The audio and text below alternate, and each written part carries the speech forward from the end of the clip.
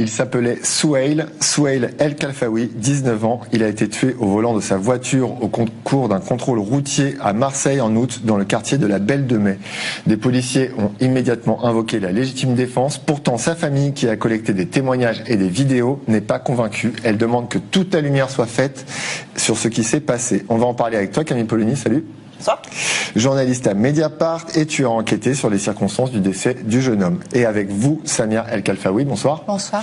Vous êtes la tante de Souheil et vous étiez ce week-end à Marseille où a eu lieu une commémoration à la mémoire de votre neveu à cette intersection, l'endroit précis du drame, dans le quartier de la Belle de Mai. Pas très loin, le graffeur Sven a peint une fresque en son hommage, une commémoration pleine d'émotions. Samia, on vous voit ici lui rendre hommage, on va vous voir et on vous écoute. Je t'aime, je t'aime, je t'aime. Chant une fois trop fort, mon mangeur de spaghettis à la dégaine marseillaise ultra vitaminée. Ta voix, ton flow, ta répartie me manqueront jusqu'à mes 101 ans. Et on voit ici Dorsaf, son autre tante. J'ai vu Souheil le 18 juillet pour la dernière fois. C'était un jeune homme avec toute la vie devant lui, avec des projets. Il se préparait à travailler au mois de septembre. Le père de Souheil a pris la parole aussi et il demande des réponses. Depuis la mort de mon fils, je n'ai eu aucun appel, ni du procureur, ni de la police. Personne ne m'a donné la version officielle ou officieuse de ce qui s'était passé. Il y a eu 4 versions différentes. Tous ces éléments m'ont fait dire qu'il n'y a personne aujourd'hui qui fait en sorte que vérité soit faite. Je ne dis pas comment, je dis qu'on ne fait rien. Un week-end de mobilisation qui s'est terminé dimanche avec un rassemblement de 300 personnes sur le vieux port de Marseille et ce signe V pour vérité. Des images signées Amanda Jacquel. Samia El Khalfaoui, le parquet de Marseille a ouvert 2 enquêtes. Une pour homicide volontaire a été confiée à l'inspection générale de la police nationale, la fameuse IGPN, et une autre a été ouverte sur le comportement de Souheil ce jour-là. Est-ce que vous avez une idée de ce qu'ont donné ces enquêtes à ce stade ? Non. C'est bien la raison de notre week-end. Depuis que ça s'est passé, depuis le 4 août, on n'a eu aucune information officielle. Il faut savoir que ni la police, ni le procureur, ni personne ne nous a informé de quoi que ce soit. Les seules choses qui ont fuité dans la presse et c'est des sources AFP ou bien des prises de parole des syndicats de police qui, dès le début, ont donné une version qui était totalement erronée. Et ce qui est assez difficile pour nous, c'est de réaliser qu'en fait, l'institution policière est capable de ça. Alors, sur le principe de faire une erreur, comme par exemple de déclarer que mon neveu a reculé sur quelqu'un, ce qui est faux, comme le fait de dire que la veille il avait déjà blessé un policier sur le délit de fuite, c'est faux. Il y a eu un certain nombre d'éléments comme ça qui ont été relatés et derrière aucun démenti. Donc on laisse fuiter des informations fausses et on n'en donne aucune à la famille. Alors pour bien comprendre, il faut revenir aux faits, ou en tout cas ce qu'on sait des faits. Nous sommes le 4 août vers 18h dans le quartier de la Belle de Mai, à Marseille. Il se trouve qu'on dispose d'images, car ce jour-là, une équipe de télévision de TFX, une chaîne de la TNT habituée au reportage en immersion avec les forces de l'ordre, est avec les marins-pompiers de Marseille. Et elle filme justement l'arrivée des secours sur place. Alors là, on part pour une victime par arme à feu. À droite. Victime par arme à feu, avec apparemment des policiers blessés. Donc on va voir ce que c'est. À l'appel, apparemment, c'était un peu confus de ce qu'il disait. Donc c'est pas trop à quoi s'attendre. À l'intersection où le policier vient de tirer sur Souheil El Khalfaoui, il y a déjà beaucoup de monde. Le journaliste nous montre un policier blessé et TFX raconte les faits ainsi. Ce policier a voulu contrôler le véhicule noir qui ne s'est pas arrêté. Et le conducteur l'a renversé. Un second policier a alors fait feu et a blessé le chauffeur au thorax. Dans le documentaire, on voit également les pompiers tenter de réanimer Souheil El Khalfaoui. Les pompiers maintiennent à tout prix le flux sanguin vers les organes vitaux comme le cerveau, mais l'homme doit être transporté d'urgence à l'hôpital. À l'hôpital où justement le jeune homme va finir par décéder. Samia, c'est avec ce reportage diffusé le 11 octobre que vous avez découvert à la télé les derniers instants de votre neveu. Tout à fait. je trouve scandaleux le fait que ni la police, ni le procureur, ni l'IGPN ne nous a informés de ce reportage. Il est techniquement impossible qu'en fait, il n'ait pas été mis au courant, puisqu'en fait, les pompiers qui étaient présents sur place ont dû forcément faire leur témoignage auprès de l'IGPN, vu que c'est les premiers sur place. Et dans ces pompiers qui sont intervenus, il y avait des journalistes embarqués. On ne savait même pas, on n'avait pas connaissance de cette diffusion. C'est des gens qui l'ont vu à la télé qui nous ont prévenus, et c'est comme ça qu'on a découvert le contenu de cette émission.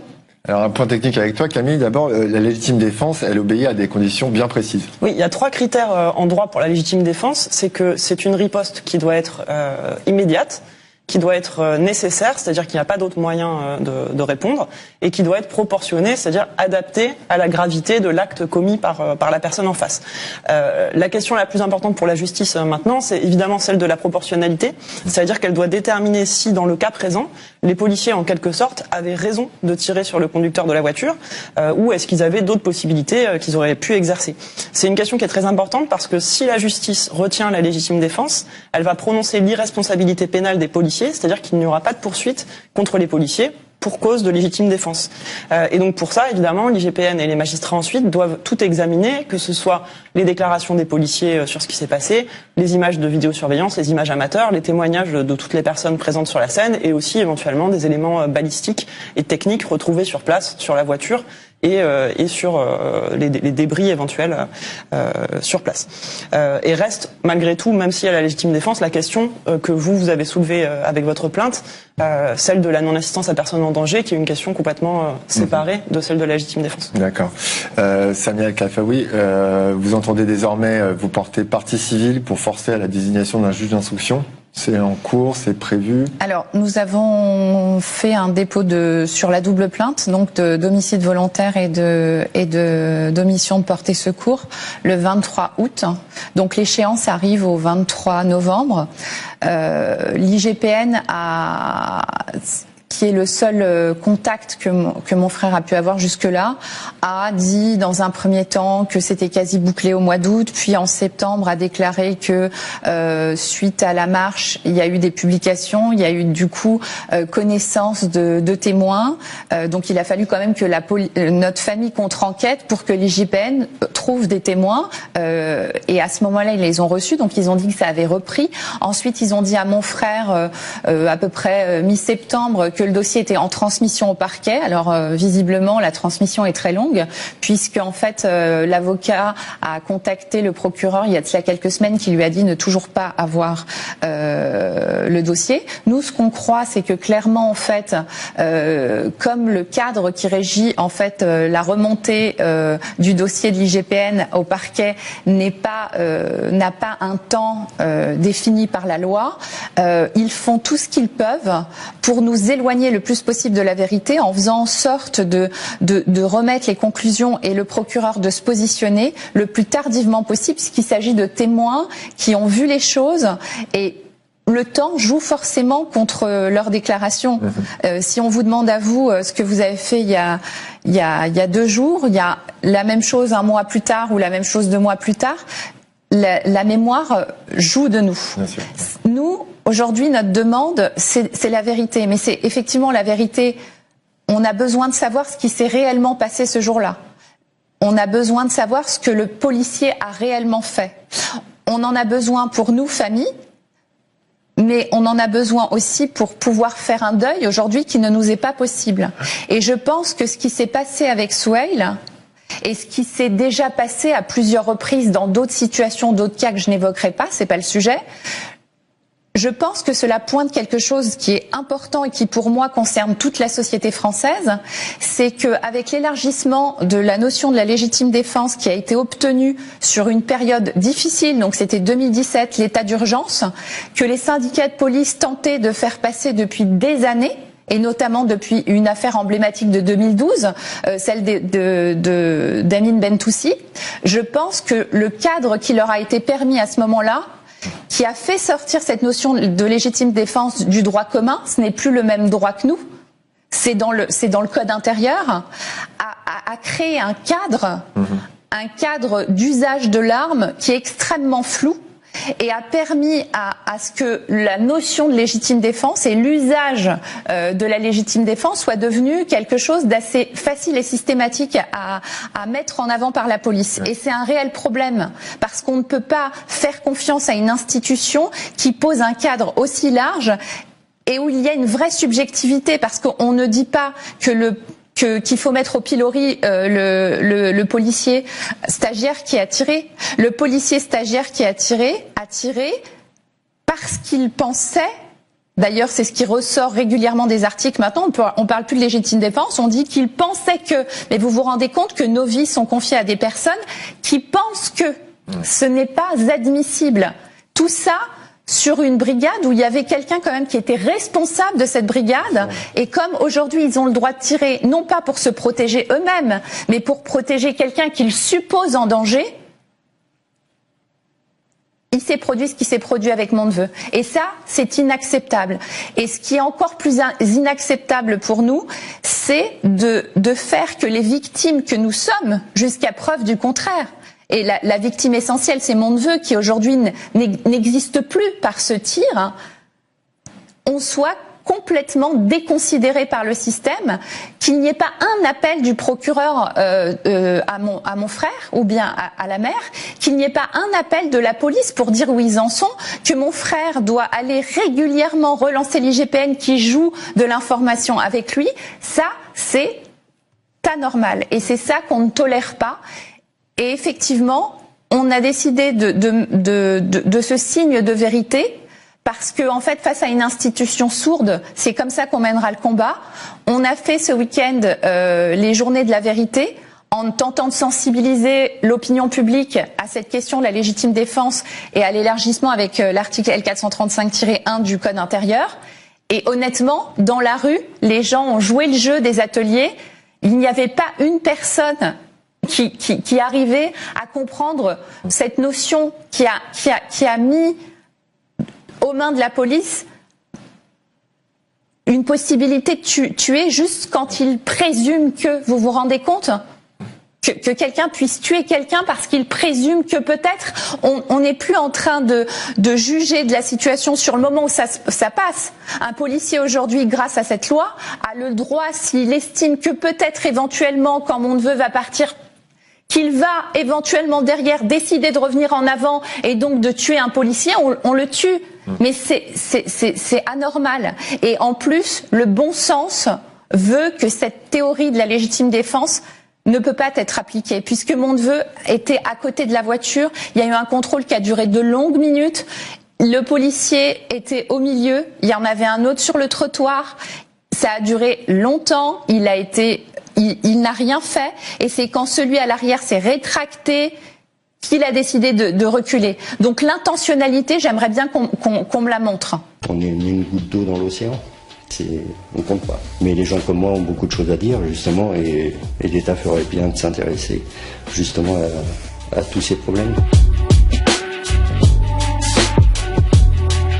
Je me tourne vers toi, Célia. La vie chère, la difficulté à joindre les deux bouts et les découvertes de fin de mois, c'est le quotidien de beaucoup de Français.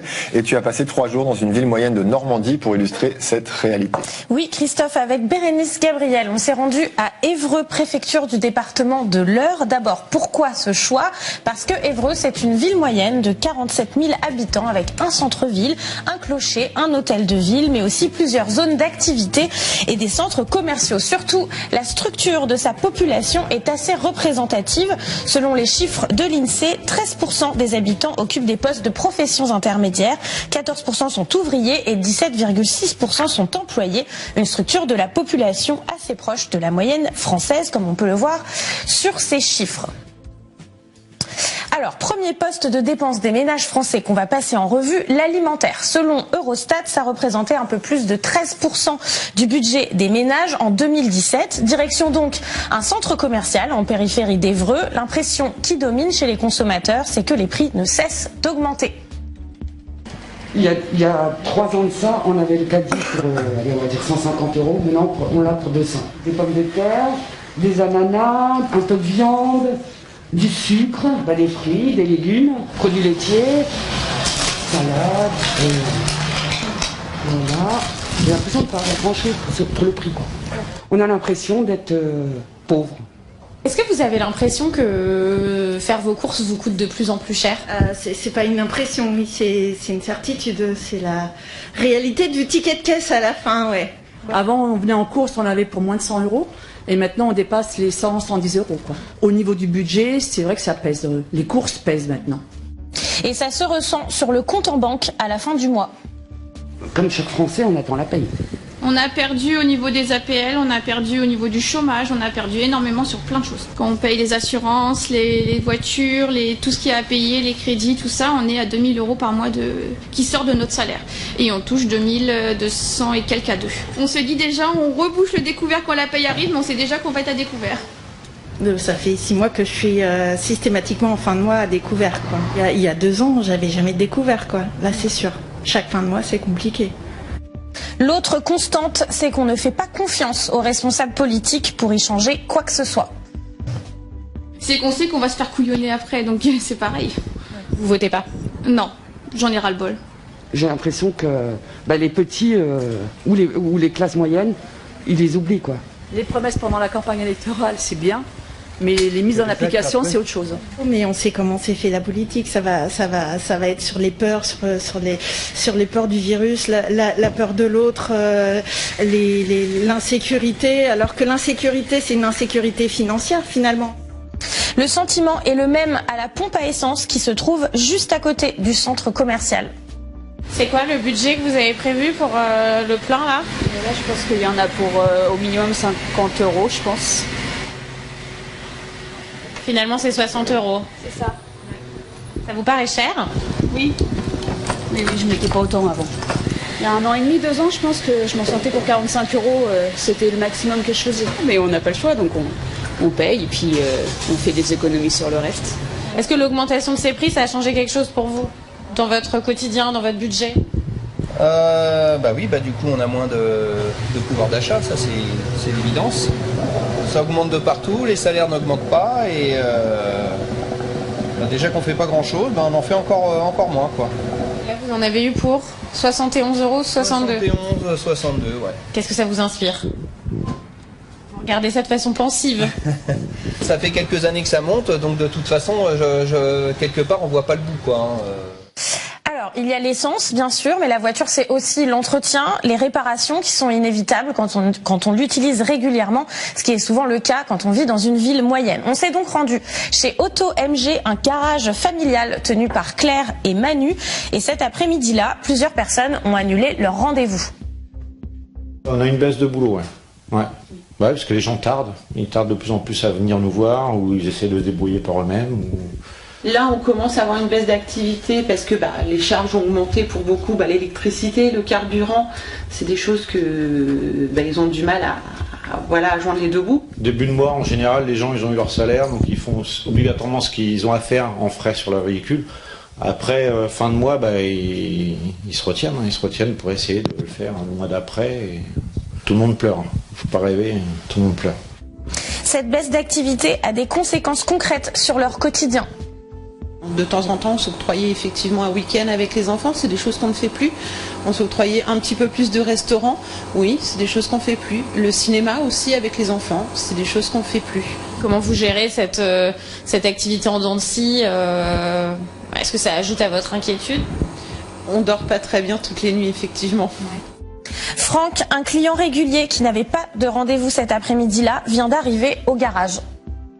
Le pot d'échappement qui est tombé par terre, donc c'était pas prévu, mais après entre deux clients. C'est une urgence? Oui. Ouais. Autrement je pouvais pas rouler. Ouais. Vous utilisez beaucoup votre voiture?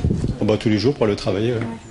Donc non, vous allez remplacer, il va falloir trouver un kit de montage avec. Vous allez pouvoir réparer ça aujourd'hui ou est-ce que ça va vous prendre plusieurs jours? Non, pas aujourd'hui, non, pas plusieurs jours.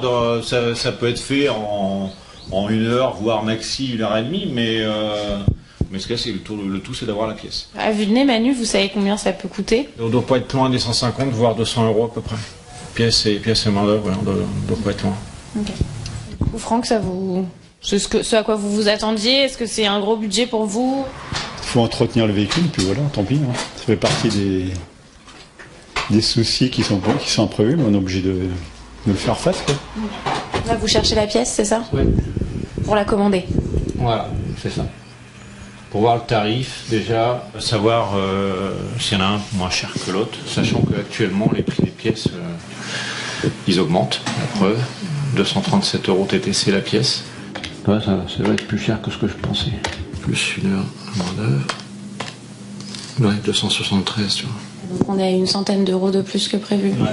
Ouais, que ce que j'aurais pu penser. Et pouvez-vous, au niveau de votre quotidien, ces 273 €, ça va vous impacter? Un câlinement, ouais.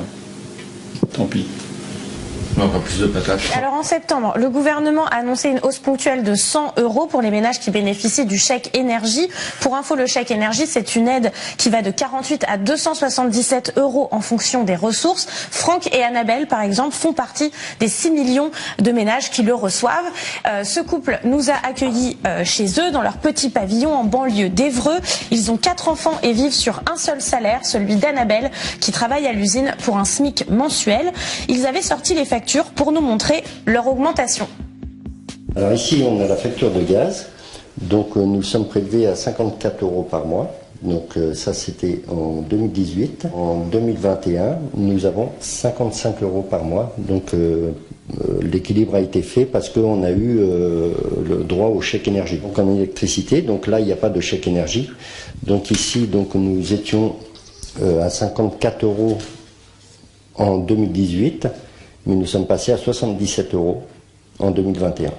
Tous les ans, ça augmente et puis bien souvent, on se demande si un jour ça va s'arrêter parce qu'on va finir par plus pouvoir payer nos factures et puis... Ça vous inquiète? Un petit peu quand même, oui. Et ce chèque énergie? Ah, ce chèque énergie. Ce chèque énergie, pour moi, c'est vraiment se moquer du monde parce que bon, on nous donne 100 € qui doivent pallier pour les frais de gaz ou d'électricité ou encore de gasoil. Mais quand on regarde bien, nous, un simple plein, c'est déjà 70-80 €. Et donc, à partir de là, ces 100 € là, je vois pas ce qu'on en ferait. Si on regarde les salaires, eux, ils n'ont pas augmenté. Quand on les a rencontrés, on était le 8 novembre et ils étaient déjà à découvert. Situation du compte du mois de novembre 2021, donc moins 166,81 €. Donc, et ça, systématiquement, tous les mois, de toute façon, on n'en voit pas le bout. Là, aujourd'hui, pour être à moins 166 €, quelles sont les dépenses que vous avez faites en ce début de mois? Beaucoup de courses. Puis il a fallu subvenir aux besoins de ma fille qui est à Rouen, qui n'avait pas encore sa bourse. Les petits crédits, évidemment, qu'on a été obligé de faire pour lui payer son permis. L'électricité qui a augmenté. Le gasoil, quand on fait le plein, là on commence réellement à le ressentir. On bouge plus la voiture de la semaine pour dire pouvoir avoir le gasoil jusqu'à la fin du mois. On a un livret A, quand on fait un virement, tous les mois on essaie de faire un virement de 100 € sur le livret A, mais tous les mois on est obligé de reprendre ces 100 € là pour finir le mois. Impossible de mettre de l'argent de côté. Impossible, c'est pas possible. Quand j'entends parler de dire que pendant le confinement les gens ont économisé, je sais pas où quoi. Parce que là... Pas vous. Non. Non. Pour réduire les dépenses au maximum, le couple essaye d'acheter le plus de produits en gros. Donc on a fait récemment 600 € de courses pour acheter des gros lots. Alors les gros lots, c'est des gros sacs de pommes de terre, de la viande qu'on stocke dans le congélateur. Voilà. Même le pain qu'on achète en gros parce que on essaye de stocker un maximum pour justement ne pas avoir à refaire de grosses courses dans le mois. Le frigo n'est pas évidemment plein puisque voilà, on a toujours ce qui est basique quoi. Mais voilà, on remplit pas le frigo même avec 600 € de courses. Le couple et leurs enfants sont obligés de rogner sur tout. Les enfants, quand ils demandent pour aller manger au McDo ou quoi que ce soit, nous on leur propose plutôt de faire les hamburgers maison. Il n'y aura pas de McDo, parce que le McDo ça coûte bien trop cher. C'est pas possible. Mais sinon, des sorties comme le cinéma, ça c'est pas pour nous. Des sorties en restaurant, c'est pas pour nous non plus. Donc, on fait des promenades en vélo, ouais, voilà, des promenades à pied, mais voilà quoi. On peut tout faire, du moment que c'est pas payant. Lors de, la veille de notre visite, Emmanuel Macron avait prononcé un discours dans lequel il annonçait la suspension des indemnités pour les chômeurs qui ne prouveraient pas, je cite, une recherche active d'emploi. Franck, lui, est sans emploi depuis plusieurs années, mais ne touche aucune indemnité. Aujourd'hui, qui c'est qu'on incrimine à chaque fois c'est les demandeurs d'emploi, c'est ceux qui sont au RSA. Alors que quand on regarde un petit peu les demandeurs d'emploi ou ceux qui sont au RSA avec quoi ils vivent, moi je serais curieux d'aller voir justement les patrons du CAC 40, là, voir comment eux ils vivent, et si à eux on leur demande des comptes. Parce que bon là franchement c'est un peu abusé quoi. C'est toujours la chasse aux chômeurs, la chasse à celui qui glande rien. Enfin, on voit que moi et Macron on vit pas dans le même monde. Ça c'est sûr. Pour lui, c'est plutôt du pouvoir d'achat dont on devrait parler. Je ne crois pas qu'on en parle assez, quoi. Il y a des gens qui sont dans la misère aujourd'hui, et justement, on n'en parle pas de cela. Vous n'avez pas l'impression qu'on parle de votre vie à vous, de vos difficultés? Non, nos vies à nous sont mises entre parenthèses, quoi. C'est pas, on est une goutte d'eau dans l'océan.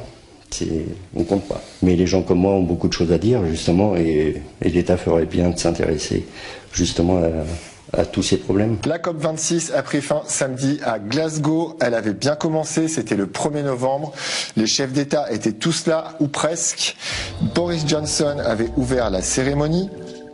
Humanity has long since run down the clock on climate change. It's 1 minute to midnight on that doomsday clock, and we need to act now. Il avait été suivi par le secrétaire général de l'ONU, Antonio Guterres. We must listen, and we must act, and we must choose wisely. On behalf of these and future generations, I urge you, choose ambition, choose solidarity, choose to safeguard our future and save humanity. Le président américain Joe Biden avait posé la seule question qui vaille. Will we act? Will we do what is necessary? Et Emmanuel Macron n'était bien sûr pas en reste. Ce sont nos actions, nos résultats, leur suivi transparent qui redonneront une pleine confiance à notre jeunesse, mais surtout qui nous permettront d'agir utilement et d'obtenir les résultats indispensables pour nous-mêmes et les générations à venir. Et 2 semaines plus tard, une maigre victoire. Les pays se sont engagés à donner une nouvelle feuille de route nationale en 2022 plutôt qu'en 2025 pour tenter de maintenir la hausse de la température à 1,5 degré. Mais de l'aveu même du président britannique de la COP26, Alok Sharma. Today, we can say with credibility that we have kept 1.5 degrees within reach. But its pulse is weak. Et de fait, les promesses actuelles nous mènent, selon les derniers calculs, vers une hausse des températures de 2,4 degrés. Et pour le reste, ces 2 semaines n'ont offert qu'un énième exemple de ce que la diplomatie fait de pire. Une première version du texte final appelait par exemple à accélérer la sortie du charbon et des financements des énergies fossiles. La sortie est devenue, dans les dernières heures, une simple diminution. Les 197 parties ont par ailleurs acté la mise en place de marchés carbone, ce que toutes les ONG dénoncent comme un permis de continuer de polluer offert aux pays et aux entreprises, mais surtout, la justice climatique va devoir encore et encore attendre. Les pertes et dommages subis par les pays les plus pauvres, qui sont les moins responsables historiquement des émissions de CO2, ne seront pas financés par les pays riches. Le mécanisme a été torpillé par les États-Unis et l'Union européenne. Ces mêmes pays riches ont par ailleurs échoué à tenir leur promesse de mobiliser à partir de 2020 100 milliards de dollars par an d'aide à destination des pays du Sud. La nouvelle date est désormais à 2023. Le dernier mot à l'activiste belge Jada Lévy-Brown, croisée lors de la manifestation des jeunes à Glasgow. Criminal. Definitely criminal, because these are empty worlds. On the other side of the world, people are dying. La COP27, la prochaine, se tiendra en Égypte, 16e rang mondial des réserves de gaz et par ailleurs exportateur de pétrole. Et la suivante se tiendra aux Émirats Arabes Unis, 7e rang mondial des réserves pétrolières. Tous nos articles consacrés à la COP26 sont à retrouver sur Mediapart. Elle s'appelle Marie-Hélène Driveau, c'est une lexicographe pas vraiment étonnée par l'ampleur de la polémique. Dès qu'on touche au langage, tout le monde se sent concerné. Et en plus, quand ça touche la guerre des genres, on pouvait s'attendre à des réactions, évidemment. Ça nourrit des tas de fantasmes. Là, on voit des gens qui redoutent que Yel remplace il et elle. Mais non, calmez-vous, ça va rien remplacer du tout. Il et elle ne changent pas. Oui, mais comment vont faire nos enfants? On va leur apprendre ça en cours de conjugaison. Non, calmez-vous, là encore. Il ne s'agit pas du tout de ça. Donc, on part aussi aussitôt dans des fantasmes qui s'auto-alimentent et ça prend des proportions délirantes. Pourquoi vous avez pris cette décision ? Parce que on décrit l'usage, hein, on est un observatoire et pas un conservatoire, et donc on observe ce qui se passe, et on a constaté que ce pronom apparaissait, et il ne s'agit pas de juger. Un mot qui apparaît, un mot nouveau qui apparaît, hein, un lexicographe qui se respecte, c'est ça, répond à un besoin. On peut juger ce besoin futile, ridicule, légitime, peu importe, il répond à un besoin. En français, c'est une langue quand même assez genrée, et il faut choisir son camp entre il et elle, et on peut imaginer qu'il y a des gens qui n'ont pas envie de choisir. Ils ont pris cette solution, elle n'est peut-être pas idéale, elle pose un certain nombre de problèmes, elle en résout d'autres, on verra à l'épreuve du temps comment ils s'en sortent. Et cette polémique linguistique lui en rappelle d'autres. C'est vrai que le Robert a toujours été un petit peu à l'avant-garde. On a été les premiers à ajouter homophobie, à ajouter féminicide. La définition de mariage a été retouchée il y a plus de 25 ans, alors que le mariage entre personnes de même sexe n'était pas encore autorisé en France. Et on a ajouté transphobie, on a ajouté lesbophobie, grossophobie, bon, qui n'est pas formidablement bien formé, mais enfin, il existe. On a ajouté validisme il n'y a pas longtemps. C'est vrai que toutes ces discriminations portent un nom maintenant. Pendant longtemps, elles ont été passées sous silence, les gens souffraient, et maintenant, on les nomme. Déjà, c'est un progrès de les nommer. Ça permet de mettre un nom sur des situations bien réelles. Il n'y a qu'en France qu'on peut avoir des polémiques nationales comme ça sur l'introduction d'un mot dans un dictionnaire qui plus est en ligne. Oui, je pense qu'en Belgique ou au Canada, ça poserait aucun problème. Et c'est curieux. En France, oui, tout le monde se sent menacé. Ça me rappelle un peu la polémique sur le mariage pour tous, en fait. Des gens qui n'étaient absolument pas concernés, qui ne seront jamais concernés et qui s'embrasaient complètement. Et face à ceux qui fantasment une langue française éternelle, Marie-Hélène Driveau rappelle qu'elle évolue sans cesse. Le français vient pas du gaulois, je suis désolée de briser vos fantasmes là aussi. Le français est une langue métissée depuis toujours, ne leur en déplaise.